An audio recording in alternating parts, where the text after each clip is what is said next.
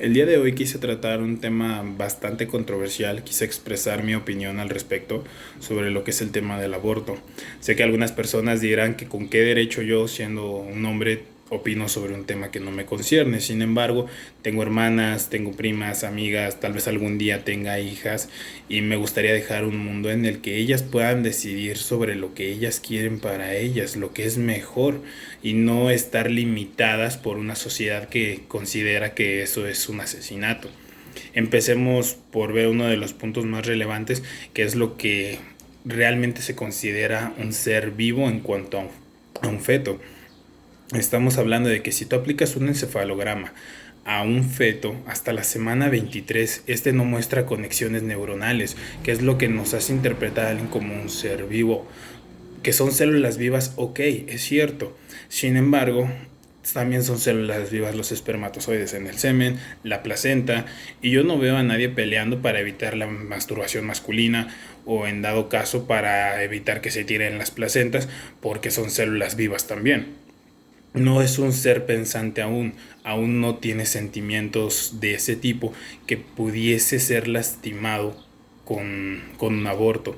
Y hasta la semana 23 podría practicarse uno sin la necesidad de que fuese un asesinato, de que fuese un acto cruel. Ahora la otra, muchas de las personas que están a favor de la decisión que se tomó aquí en San Luis Potosí de no permitir el aborto como algo legal, que incluso se hizo viral en redes sociales de que San Luis Potosí es un estado pro vida, cosas de ese tipo. Me parece que los argumentos que tienen en su mayor parte no son demasiado válidos. ¿Por qué? Porque ellos, ¿qué es lo que más dicen? Es que si no lo quieres, dalo en adopción. Que si fue una violación, no perjudiques otra vida. No corrijas un crimen con otro crimen. Hay que pensar bien las cosas en cuanto a lo que se está diciendo en ese aspecto. ¿Por qué? Porque no estás salvando una vida, estás perjudicando dos. Estás perjudicando la vida de esa madre, de esa chava que está básicamente obligada a procrear a ese niño y que posiblemente el día de mañana no va a tener la oportunidad de darle todo lo que ella quisiera darle, de darle una vida digna. ¿Por qué? Porque ellos, los Provida, pelean por el que el aborto no sea legal. Dicen es que hay que defender esa vida. Ok, y una vez que nace, entonces, ¿qué sucede? Se olvidan de ese niño. Dicen, están las casas hogar para darlos en adopción. Aproximadamente, al día de hoy, son 30 millones de niños en orfanatos, en casas hogar, que se estima que dentro de algunos años estarían básicamente saturados y ya no habría espacio para más muchachos, para más niños en ese tipo de lugares. Y por si no fuera suficiente con esto, se estima que son 29,000 niños los que tienen situación de calle, que no tienen cuidados ni familiares ni institucionales, lo cual expone demasiado a esos niños, niñas y preadolescentes a lo que es la violencia, abusos sexuales, a trabajos forzados. Actualmente, según la CEPAL, que es la Comisión Económica para América Latina y el Caribe, son 2.217.648 niños y niñas o preadolescentes que trabajan. Estamos hablando de una población del 7,5% de la población infantil, de lo cual el 45,9% ni siquiera percibe un salario. Estamos hablando de que son niños que trabajan con payasitos, vendiendo chicles en los semáforos, cosas de ese tipo, que su ganancia la obtienen únicamente a través de lo que les pueden dar en las calles como una limosna básicamente. Y de esto el 4,7% han sufrido una lesión o accidente. El 6,2% ni siquiera vive en lugares apropiados y el 37,5% ni siquiera tiene derecho a una educación.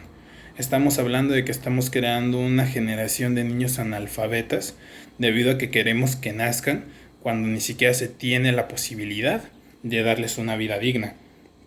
De esto también se tiene estimado que niños entre 10 y 15 años ya tienen participación en aspectos de drogas, ya sea consumiéndolas, vendiéndolas, distribuyéndolas, cosas de ese tipo. Este, tenemos que son aproximadamente de 6 a 10 niños los que sufren maltrato infantil, y esto ya hablando de una población total, no solamente de los que no solamente de los que tienen condiciones de calle, sino de la población infantil en general. Estamos hablando que de 10 niños, 6 están sufriendo maltrato infantil según los datos de la UNICEF. Estamos hablando de que 4,5 millones son víctimas de abuso, lo cual coloca a México como el primer lugar en abuso infantil. O sea, es una cifra alarmante, es algo vergonzoso, y sin embargo siguen creyendo que al obligar a una chava a terminar con bueno, a finalizar ese embarazo, a llevarlo a cabo hasta que nazca el bebé, es lo mejor que pueden hacer porque están supuestamente salvando una vida, cuando en realidad lo único que están haciendo es perjudicar dos. Ahora, desde otro caso, lo que es la violación. Aproximadamente al año son 35,000 violaciones las que ocurren, de las cuales 30% derivan en un embarazo. Y solamente 9 de, perdón, y 9 de cada 10 casos fue por un familiar, hermano, hermana, primos, tíos, padres, padrastros. Son personas que están a tu alrededor, o sea, ni siquiera fue una persona en la calle, fue alguien que está cerca de ti quien se está aprovechando de ese niño. O sea, no lo estás salvando, solamente lo estás exponiendo a que ni siquiera tenga los cuidados necesarios para poder tener una vida digna. ¿Eso realmente te parece a ti como provida salvar una vida? Estás perjudicando la de la mamá y la del niño. Realmente el argumento de que estás salvando una vida por evitar que lo aborte pierde mucho sentido en ese aspecto. Otra cosa que dicen demasiado es que si ya estuvieron de calientes, pues que se hagan responsables, que si quisieron, como dicen vulgarmente, andar abriendo las piernas, que se hagan responsables.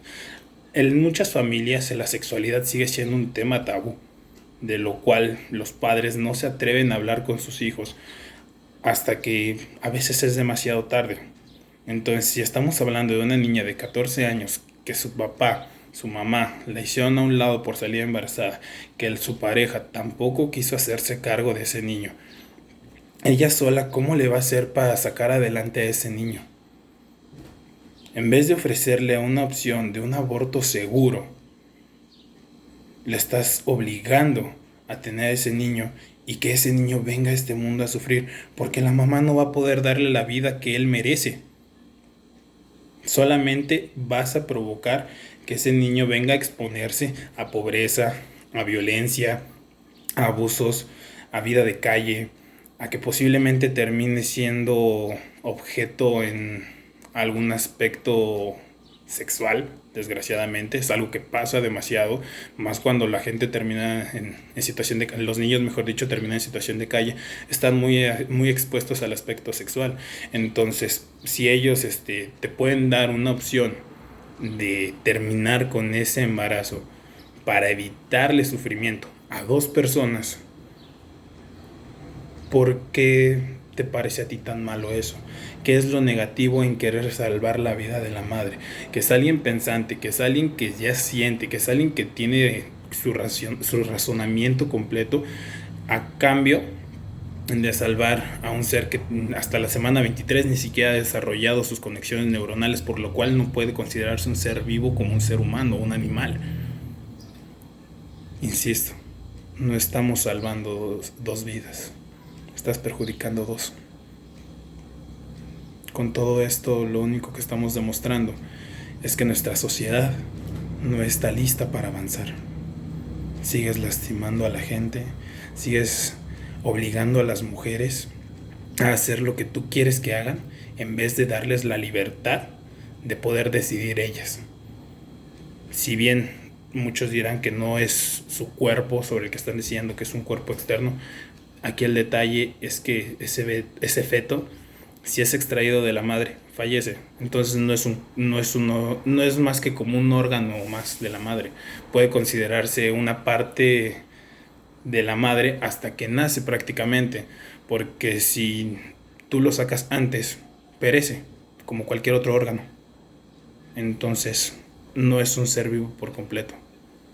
Hasta la semana 23 todavía se podría hacer algo, entonces deja de decir que estás salvando una vida. En San Luis Potosí el aborto debió haber sido legal, y si estás de acuerdo conmigo, ayúdame compartiendo este video. Tal vez podamos lograr algo. Este es mi granito de arena que quiero aportar.